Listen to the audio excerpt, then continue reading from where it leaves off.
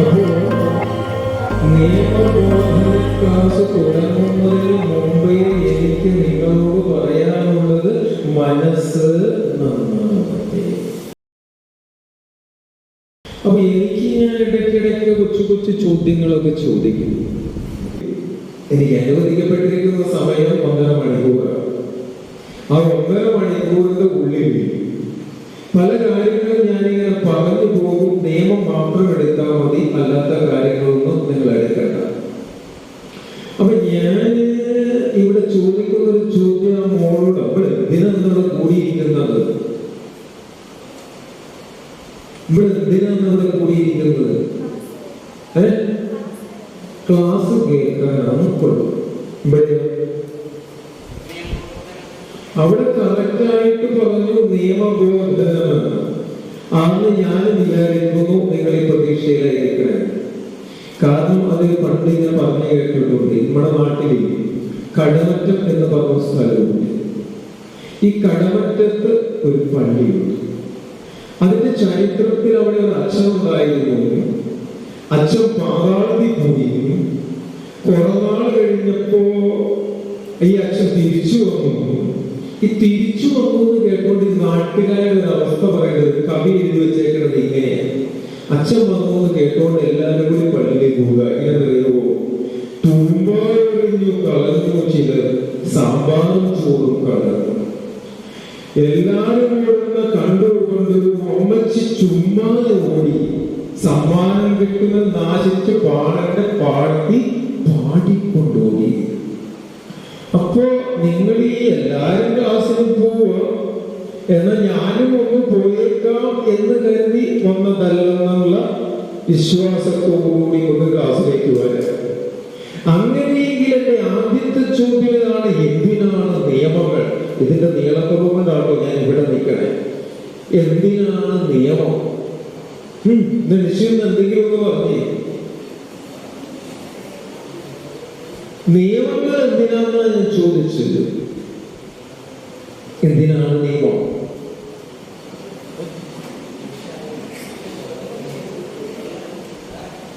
നിയമങ്ങൾ എന്തിനാ അറിയില്ല. ഒരു ഇന്ത്യൻ പൗരനായ ഒരാൾ നിയമങ്ങൾ എന്തിനാന്ന് ചോദിക്കുമ്പോൾ അറിയില്ല എന്ന് പറഞ്ഞാല് നിയമത്തിൽ പറഞ്ഞറിയാമോ? Ignorance of law is not an excuse. ഒരു കുറ്റകൃത്യത്തിൽ പ്രതിയായിക്കൊണ്ട് കോടതിയിലേക്ക് വെച്ച് പറയുക, നിയമം എനിക്ക് അറിയില്ല എന്ന് പറഞ്ഞാല് അവിടെ ഇവിടെ എക്സെപ്ഷൻ കിട്ടൂല.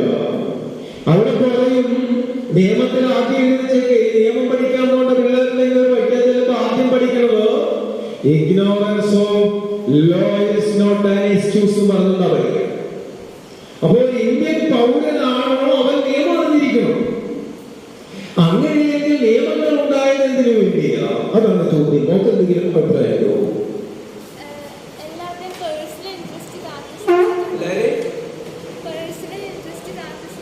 അവിടെ ഇരിക്കും. ഇവിടെ പറഞ്ഞ എന്താ വെച്ചാൽ എല്ലാവരും പേഴ്സണൽ ഇൻട്രസ്റ്റ് കാത്തു സൂക്ഷിക്കാനാണ്. അവിടെ എന്തെങ്കിലും പറയാനുണ്ടോ? അവിടെ നിയമങ്ങൾ പാലിക്കപ്പെടാനാണെന്ന് പറയാം.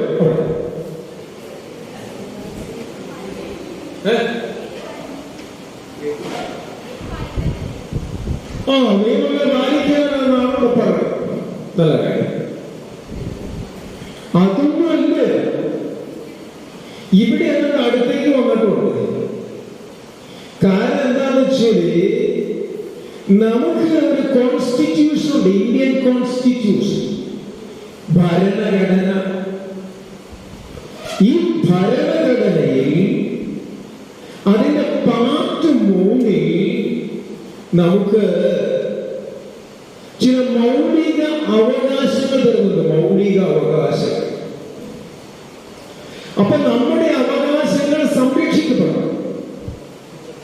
അപ്പോ ഓരോ ഇന്ത്യൻ പൗരനും ഇന്ത്യൻ ഭരണഘടന വിഭാവന ചെയ്തിരിക്കുന്ന മൗലിക അവകാശങ്ങൾ സംരക്ഷിക്കപ്പെടുന്നതിന് വേണ്ടിയിട്ടാണ് നിയമം ഉണ്ടായത്. മനസ്സിലായോ?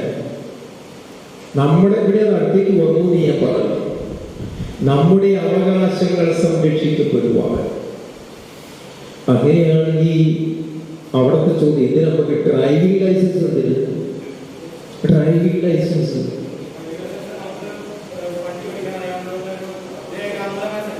വണ്ടി ഓടിക്കാൻ അറിയാവുന്ന ഒരു രേഖയാണ് അവിടെ മോളെ.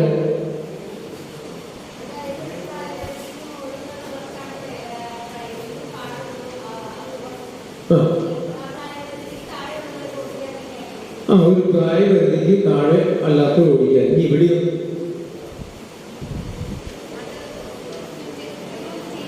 കുറ്റകൃത്യം ചെയ്യാണ്ടിരിക്കാൻ ആരും പറഞ്ഞില്ല, പോലീസ് പിടിക്കാണ്ടിരിക്കാൻ. അത് നല്ല കാര്യം.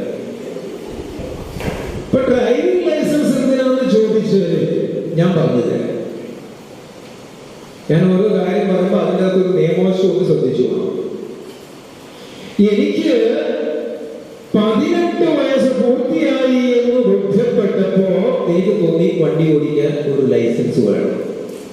പ്രായപൂർത്തി എത്ര വയസ്സാ മോളെ? പ്രായപൂർത്തി എന്ന് പറഞ്ഞാൽ എത്രയാണ്? 18. കല്യാണപ്രായം ഇപ്പൊ 21. അപ്പൊ പിന്നെ എത്രയായിരുന്നു നേരത്തെ? എത്ര കറക്റ്റായിട്ട് പഠിച്ചു വെച്ചിരിക്കുന്നു ഇവിടെ? കല്യാണപ്രായം എത്ര ചോദിച്ചു? 20 നിനക്കാണോ?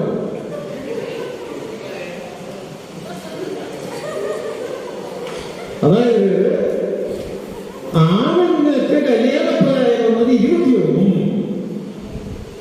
പെൺപിള്ളേർക്ക് 18.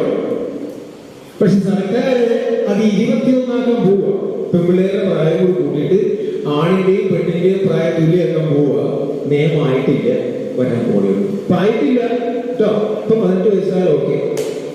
ഈ സാറ് വേണ്ടാതെ പറഞ്ഞ നിങ്ങളെ പറ്റിച്ചു എന്ന് പറയുന്നത്.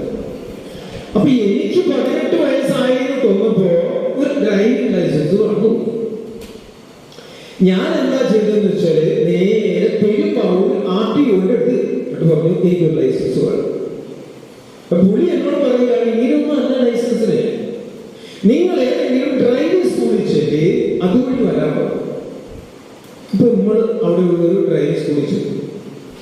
അപ്പൊ അവര് പറഞ്ഞു ആദ്യം ഒരു ആപ്ലിക്കേഷൻ എഴുതി കൊടുക്കണം, കണ്ണ് ടെസ്റ്റ് ചെയ്യണം, ഇതൊക്കെ ആയിട്ട് ഒരു ആപ്ലിക്കേഷൻ നമുക്ക് സബ്മിറ്റ് ചെയ്യും. അപ്പൊ ഞാൻ ചോദിച്ചു, ഇനി വണ്ടി ഓടിക്കാമോ? ഇല്ലൊന്നും ഓടിക്കാനായിട്ട് ഇനി പേപ്പറാണ്. എന്നിട്ട് എനിക്കൊരു പുസ്തകം തന്നേച്ചു പറഞ്ഞു, ഇതൊക്കെ ഒന്ന് പഠിച്ചു നോക്കണം. അതെന്തിനാ? അവിടെ ഒരു പരീക്ഷയുണ്ട്. ഇന്നത്തെ പോലെ അല്ലാട്ടോ പേപ്പറിൽ എഴുതി കൊടുക്കണം. നമ്മൾ പോയി പഠിച്ച് പരീക്ഷ എഴുതുന്നത് പരീക്ഷ. അപ്പൊ അതിനോട് ചോദിച്ചു, ഓടിക്കാറായോ? നമുക്ക് ഓടിക്കാൻ മുട്ടിയിരിക്കുവാണല്ലോ വണ്ടി. അപ്പോ പുള്ളി പറഞ്ഞ പറ്റില്ല, ഇപ്പൊ എന്നാ ഓടിക്കണം? മണി കഴിഞ്ഞപ്പോ പുള്ളി പറഞ്ഞു, ലേണേഴ്സ് കിട്ടി, ഇനി നമുക്ക് വണ്ടി ഓടിക്കാം. അപ്പൊ ഞാൻ ചോദിച്ചു, വണ്ടി ഓടിച്ചോട്ടെ? നോ, ഓടിക്കാനായില്ല. ഈ ലേണേഴ്സ് ഉള്ളയാള് വണ്ടി ഓടിക്കണമെങ്കിൽ നിയമപ്രകാരം ലൈസൻസ് ഉള്ള ഒരാളെ പുറകിൽ ഇരുത്തിക്കൊണ്ട് ഓടിക്കാവൂ. അതാണ് നിയമം. അപ്പൊ അങ്ങനെ ആ സ്കൂളിലെ ലൈസൻസ് ഉള്ള ഒരാളും പുറകിൽ ഇരുന്ന് നമ്മൾ വണ്ടി ഓടിക്കാൻ തുടങ്ങി. റോട്ടിലൊക്കെ ഓടിച്ചു മര്യാദ. അപ്പൊ ഞാൻ ചോദിച്ചു, ഇനി ഓടിച്ചോട്ടെ? ഓടിക്കാനായിട്ടില്ല. ഇയാൾ നേരെ ഒരു ഗ്രൗണ്ടിലേക്ക് കൊണ്ടുപോയിട്ട് പറഞ്ഞു, അവിടെ കൊണ്ടുവന്ന് കുറെ ഇലയൊക്കെ കുത്തി വെച്ച് 8ന്റെ ആകൃതിയിൽ ഇല കുത്തി വെച്ചു. എന്നിട്ട് പറഞ്ഞു, ഇതിന്റെ അകത്തോടെ 8ന്റെ ആകൃതിയിൽ വണ്ടി ഓടിക്കണം. ഞാൻ ചോദിച്ചിട്ട് എന്ത് വർത്താനം ഇവിടെ പറഞ്ഞേ? നമ്മള് റോട്ടികളെല്ലാം വണ്ടി 8ന്റെ ആകൃതിയിലാണ് ഓടിച്ചുകൊണ്ട് പോകണം. അപ്പൊ പുള്ളി പറയാണ്, അങ്ങനെ തന്നെ ഓടിക്കണം. എന്തായാലും ഞാൻ 8ന്റെ രീതിയിൽ കുറെ നാൾ ഓടിച്ചിട്ട് ഓടിക്കാൻ പഠിച്ചു. അത് കഴിഞ്ഞപ്പോ 8 കമ്പി കൊണ്ട് കുത്തി. എന്നിട്ട് പറയാണ്, ഈ കമ്പിന്റെ അകത്തോടെ 8ന്റെ ആകൃതി ഓടിക്കണം. ഞാൻ ചോദിച്ചു, ഞാൻ സർക്കസ് പഠിക്കാൻ പോകുന്നതല്ല, നമുക്ക് സർക്കസിന്റെ ആവശ്യമൊന്നുമില്ല, എനിക്ക് വണ്ടി റോട്ടിൽ ഓടിച്ചാൽ മതി. അപ്പൊ അങ്ങേര് പറയാണ്, അവിടെ ചെല്ലുമ്പോ ഇങ്ങനെ 8ന്റെ അകത്തോടെ കയറിയാലേ നിങ്ങൾക്ക് ലൈസൻസ് തരും. വല്ലാത്ത പ്രശ്നമായി. അപ്പൊ ഞാൻ നോക്കിയിട്ട് എന്തായാലും നമ്മൾ 8ന്റെ അകത്തുള്ള ഭാഗവും ഒരു സാധ്യതയും കാണുന്നില്ല. നമ്മൾ എവിടെ നിലയ്ക്കാതെ കയറുമ്പോഴത്തേക്ക് 8 കമ്പി കുറച്ചുള്ള വണ്ടി പോകണം. ഇനിയിപ്പോ എന്ത് ചെയ്യും? അങ്ങനെ ഒരാഴ്ചക്ക് ഇതിന്റെ അകത്തോടെ പതുക്കെ പോവാൻ. അങ്ങനെ അങ്ങനെ എനിക്ക് പുള്ളി എന്നോട് പറഞ്ഞു, ഇനി തന്നെ കയറിക്കോളാൻ പോകാം. നമ്മളെല്ലാ ദൈവങ്ങളെയും വിളിച്ച് ഒരു നിലയ്ക്കേന്ന് കയറി അടുത്ത തിരിയിൽ ഇരിക്കുമ്പോഴത്തേക്ക് നമ്മൾ വണ്ടി പക്കടത്തേക്ക് കിടന്ന് റോഡിന്റെ ഇതിന്റെ കമ്പിക്കറ നമ്മൾ വണ്ടി നോക്കിയപ്പോൾ വണ്ടിയുടെ ആൻഡിൽ എന്റെ കയറി ഇരുന്നത് നോക്കി. പുള്ളി എന്നോട് ചോദിക്കുകയാണ്, ഇയാളെന്നെ ജീവിക്കാൻ അനുവദിക്കൂലേ? അപ്പൊ ഞാൻ പറഞ്ഞു, ഇയാൾ ജീവിച്ചോളൂ, 5000 രൂപ മേടിച്ച് പോക്കറ്റിട്ട് കിട്ടുന്നല്ലേ, പയൽ ഒടുങ്ങിയിട്ടോ പിന്നെ ഒന്നും വേണ്ടിയില്ല. ഒരു മാസം കൊണ്ട് നമ്മൾ എട്ടിന്റെ അകത്തോട് കയറി. അപ്പൊ ഇയാൾ എന്നെ പെരുമ്പാവുകയും പട്ടാൾ എന്ന് പറയുന്ന സ്ഥലത്ത്, പട്ടാൾ അവിടെ കൊണ്ടുപോയി RTOയുടെ സാന്നിധ്യത്തില് ട്രെയിനിങ് ടെസ്റ്റ് നടത്തുവാണ്. ഞാൻ നോക്കിയിട്ടുണ്ട്, അവിടെ കിട്ടിയിരുന്നു 8 തന്നു. നോക്കിയപ്പോ കുറെ ആൾക്കാര് കൊറോണയൊന്നും അല്ലാട്ടോ, 2 പ്രാവശ്യം വന്നതാണ്. ആദ്യത്തെ ലോക്ക്ഡൌൺ കാലത്ത് കിട്ടി കൊറോണ വന്നു, അത് മോഹം. രണ്ടാമത് കോടതി നിറച്ച് എല്ലാവർക്കും കൊറോണ, അന്ന് 2ാമത്തെ പ്രാവശ്യം കിട്ടി. 2 പ്രാവശ്യം കൊറോണ കിട്ടി. അപ്പൊ അത് കാരണം ഇനി വരാൻ സാധ്യതയില്ല. രാവിലെ വണ്ടി ഓടിച്ചു പോകുന്നത് കൊണ്ടുള്ള പ്രശ്നം. അപ്പൊ എന്നിട്ട് ഞാൻ നോക്കിയപ്പോ ഇങ്ങനെ പെരുന്നാളെ പോലെ ആൾക്കാർ നിൽക്കുക. നമുക്ക് കാണിച്ച സഭാവം കൂടുതൽ. ഞാൻ വിചാരിച്ചു ഇതിന്റെ അകത്ത് പോകും. എല്ലാ ദൈവങ്ങളെയും വിളിച്ച് ഒരു തലയ്ക്ക് ഇങ്ങനെ 8ന്റെ ആകെ പുറത്തേക്ക് ഇറങ്ങി. അപ്പൊ പുറകിൽ ഏതാണ്ട് വെച്ചു, പുറകിലത്തെ കമ്പി നോക്കി. അപ്പോ ടെസ്റ്റ് നടത്തിയ ആൾ പറഞ്ഞു, നിങ്ങളൊരു കാര്യം ചെയ്യും, നേരെ RTOയുടെ അടുത്തേക്ക്. ഞാൻ നേരെ RTOയുടെ അടുത്തേക്ക്. അപ്പൊ അയാൾ പറഞ്ഞു, നിങ്ങൾ ഡിസ്ക്വാളിഫൈഡ് ആണ്. ഞാൻ ചോദിച്ചു, അതെന്നെ ഡിസ്ക്വാളിഫൈഡ് എന്ന് പറയാൻ കാരണം? 8 കമ്പി അവിടെ നിൽക്കണം. ഓ, ഞാൻ പറഞ്ഞു, നിങ്ങൾക്ക് വന്നാണത്. നമ്മുടെ ഈ ക്രിക്കറ്റ് കളിക്കുമ്പോ നമ്മുടെ സേവാഗും നമ്മുടെ ഗാംഗുലി നമ്മുടെ സച്ചിനും പെട്ടെന്ന് നമ്മുടെ പന്തും ഒക്കെയല്ല ഇവിടെ ക്രിക്കറ്റ് കളിച്ച് അവസാനത്തെ ബോളങ്ങ് അടിച്ചുവിട്ട് വിജയം പങ്കെടുക്കുമ്പോ ഓടിച്ചെന്നിട്ട് സ്റ്റമ്പ് മറിച്ചിട്ട് ഇങ്ങനെ ആഹ്ലാദിക്കില്ലേ എന്ന് പറഞ്ഞ പോലെ എന്റെ വണ്ടി പുറത്തിറങ്ങിയപ്പോ ഒരു സ്റ്റമ്പ് മറിച്ചു. അത്രേ ഉള്ളൂ. നമ്മളൊരു സ്പോർട്സ്മാൻ സ്പിരിറ്റിലെടുത്ത്.